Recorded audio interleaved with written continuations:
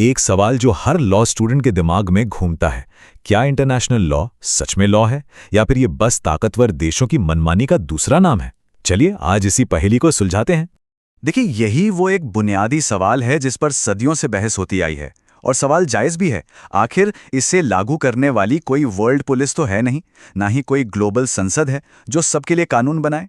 तो फिर इसे कानून का दर्जा कैसे दिया जा सकता है? 19वीं सदी के एक बहुत मशहूर फिलोसोफर थे जॉन ऑस्टिन। उन्होंने बिल्कुल यही बात कही थी। उनका तर्क था कि कानून के लिए एक सॉवरेन, मतलब एक राजा या सरकार का होना जरूरी है जो आदेश दे और उसे लागू करवाए।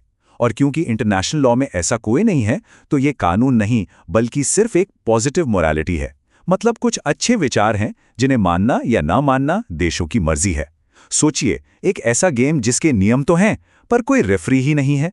अच्छा, तो ऑस्टिन की इस आलोचना का जवाब देने के लिए हमें थोड़ा इतिहास में पीछे चलना होगा, क्योंकि सच तो ये है कि अलग-अलग समाजों के बीच नियमों की जरूरत उतनी ही पुरानी है जितनी कि खुद हमारी सभ्यता। आप सोचिए, आज से हजारों साल पहले 2100 ईसा पूर्व में मेसोपोटामिया के दो शहरों ने अपनी सीमाओं को लेकर एक लिखित समझौता किया था। फिर प्राचीन ग्रीस को देखिए, उन्होंने डिप्लोमेसी और युद्ध के लिए नियम बनाए।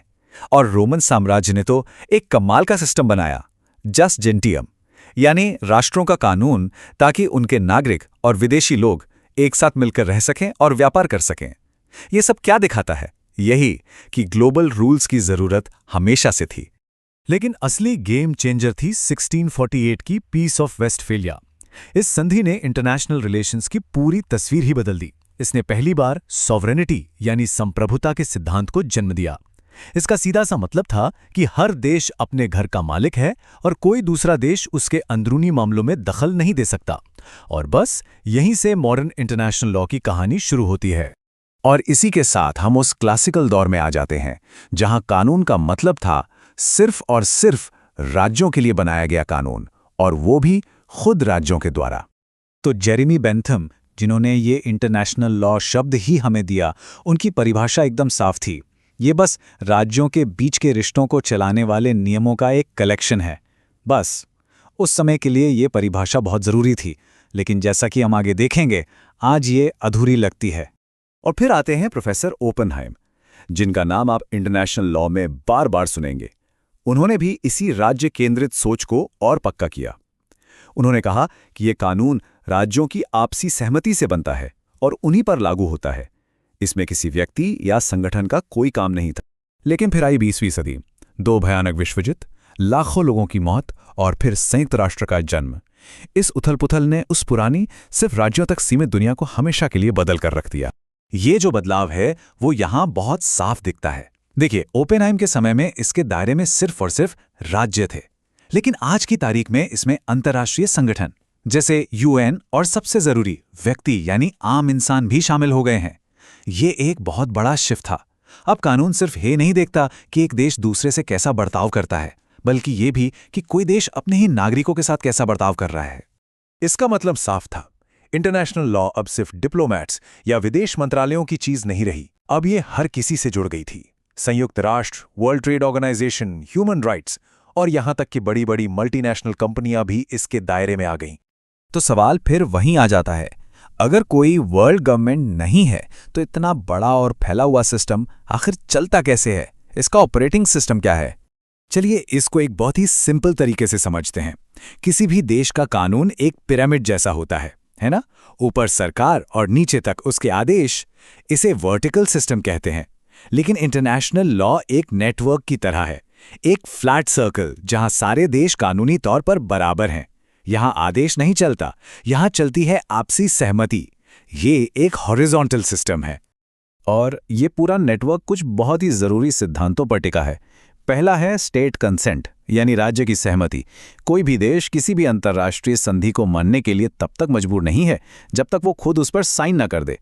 दूसरा, सॉवरेन इक्वालिटी, मतलब यूएन में अमेरिका के वोट की भी वही कीमत है जो किसी छोटे से देश के वोट की है। और फिर बल प्रयोग पर रोक, यानी आत्मरक्षा के अलावा आप युद्ध नहीं कर सकते। यही इस सिस्टम के बेसिक रूल्स हैं। तो चलिए अब वापस चलते हैं अपने सबसे पहले और सबसे बड़े सवाल पर और देखते हैं कि ये सारी कड़ियां मिलकर उस पहेली को कैसे सुलझाती। तो जॉन ऑस्टिन की जो पुरानी आलोचना थी वो अब फेल क्यों हो जाती है? क्योंकि वो कह सकते हैं कि सेब की तुलना संतरे से कर रहे थे। वो एक वर्टिकल पिरामिड वाले सिस्टम से इसे नाप रहे थे, जबकि इंटरनेशनल लॉ तो एक बिल्कुल अलग हॉरिजॉन्टल नेटवर्क वाला सिस्टम है। ये एक अनोखा कानून है जो बराबर वालों के लिए बराबर वालों के द्वारा बनाया गया है। और हाँ, देश इसका पालन करते हैं, किसी वर्ल्ड पुलिस के डर से नहीं, बल्कि बहुत प्रैक्टिकल वजहों से, जैसे अपनी साख बनाए रखना ताकि दुनिया में व्यापार और निवेश मिल सके, या फिर रेसिप्रोसिटी, यानी आज अगर हम आपके डिप्लोमैट्स की सुरक्षा करेंगे तो कल आप हमारे करेंगे। और हाँ, कभी-कभी संयुक्त राष्ट्र सुरक्षा परिषद के एक्शन का डर भी होता है। तो एक लॉ स्टूडेंट के तौर पर जो सबसे जरूरी बात है वो है ये मॉडर्न परिभाषा। चलिए इसे टुकड़ों में समझते हैं।